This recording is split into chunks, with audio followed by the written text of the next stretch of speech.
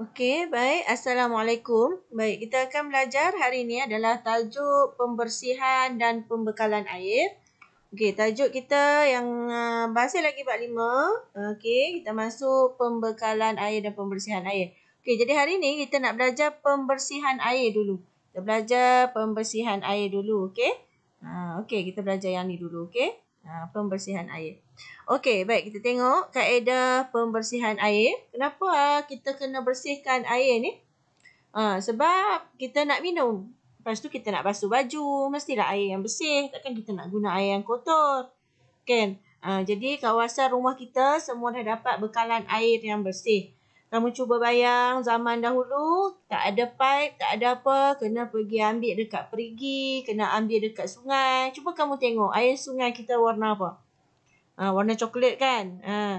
Jadi itu maksudnya air yang tak bersih lah. Jadi kalau kamu basuh baju, katalah baju kamu colour putih, agak-agak apa akan jadi kalau kita basuh guna air sungai yang warna coklat tadi? Okay, baju kamu juga akan bertukar menjadi warna coklat. Jadi itu pentinglah untuk pembersihan air. Okay, jadi dia terangkan kenapa air ni penting, kenapa dia kena bersih. Sebab air ni adalah sumber semula jadi bumi yang sangat berharga. Kita hidup ni sebab adanya air. Okay, yang pertama untuk tumbuh-tumbuhan, untuk kita makan. Yang kedua sebab kita nak kena minum air yang bersih. Okay, jadi air ni adalah 2/3. 2/3 daripada permukaan bumi. Tapi sebahagian besar air ni tak boleh terus minum. Kerana ada benda asing, ada mikroorganisme dan juga bahan terlarut. Contohnya kalau air sungai kan, kamu sanggup ke nak minum air sungai tu straight? Okay, pergi belakang rumah kamu nampak ada sungai kecil belakang rumah kamu sanggup ke nak minum air sungai tu direct macam tu saja. Jadi, tak boleh. Kerana apa? Kerana ada benda asing. Benda asing ni ada sampah dan sebagainya. Ada mikroorganisme. Kuman-kuman, bakteria tu mikroorganisme. Haiwan yang kita tak nampak. Okay, bahan terlarut. Bahan terlarut ni contoh dia macam mineral yang ada dalam tu. Magnesium, apa semualah. Okay, jadi kita tak boleh minum disebabkan ada 3 benda ni. Benda asing, mikroorganisme dan juga bahan terlarut. Okay, jadi air perlu dibersihkan dan dirawat supaya kita boleh minum. Okay, jadi pembersihan air ni juga dapat menyingkirkan bau. Yang penting bau tak ada bau busuk. Dapat menyingkirkan rasa yang kurang enak. Okay, dapat menyingkirkan warna yang bukan sepatutnya warna air.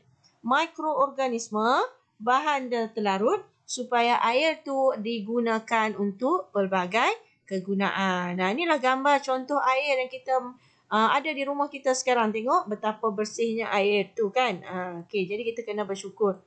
Okay, bukan semua negara ada air bersih macam tu.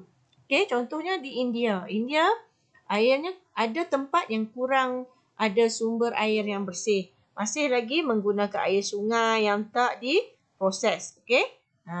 Jadi kaedah kita nak bersihkan air. Tadi kita dapat air sungai, air tasik, air sebagainya yang belum lagi dibersihkan. Macam mana kita nak bersihkan air ni? Ada beberapa cara untuk kita bersihkan air. Okey, cara yang pertama adalah secara pendidihan. Okey, iaitu bila kita pendidihan ni guna dia untuk apa? Untuk membunuh mikroorganisme. Okey, jadi pentingnya air yang bersih. Air yang bersih maksudnya yang pertama, tiada mikroorganisme. Kita tengok dulu apa tu air yang bersih. Air yang bersih tak ada mikroorganisme. Apa tu organisme?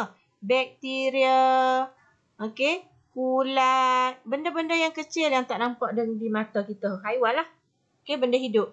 Nombor 2, tiada bahan benda asing. Tidak ada benda asing, benda-benda asing.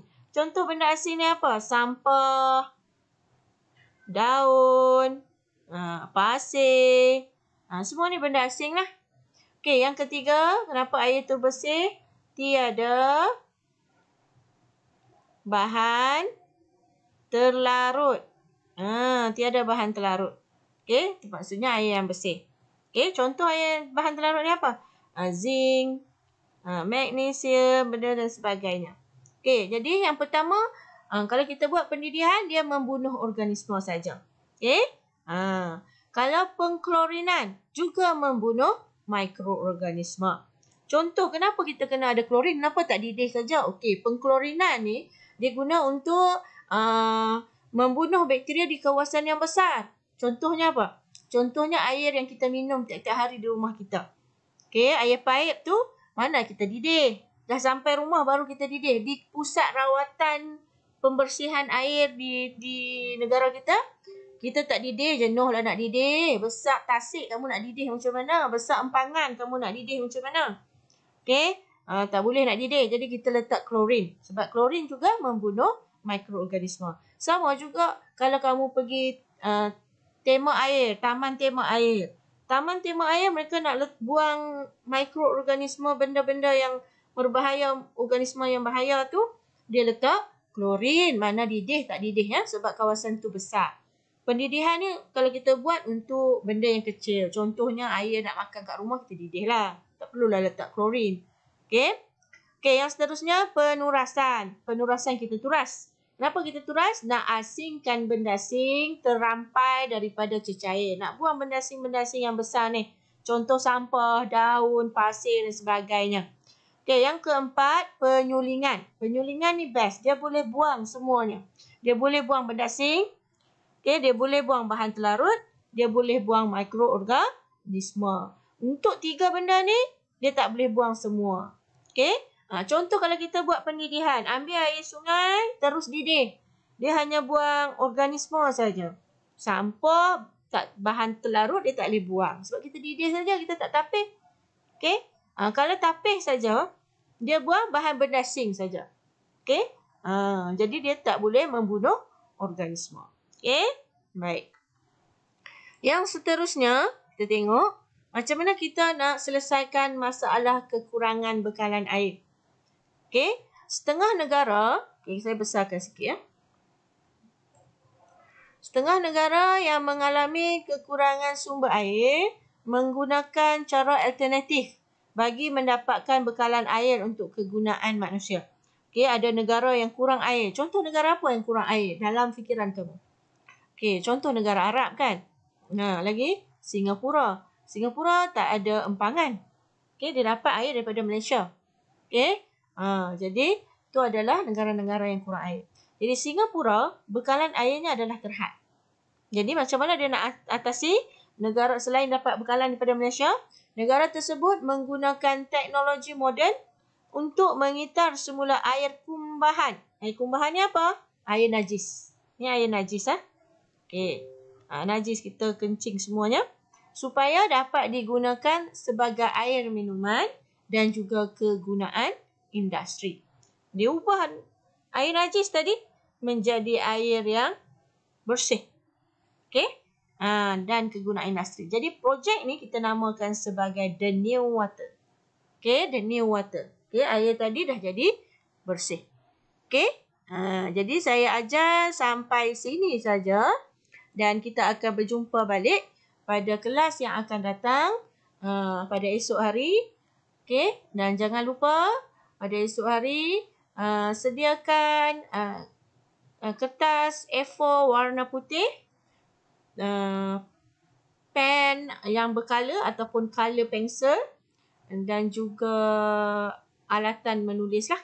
Okey, kita akan buat satu projek ringkas untuk esok hari. Okey, sekian. Terima kasih.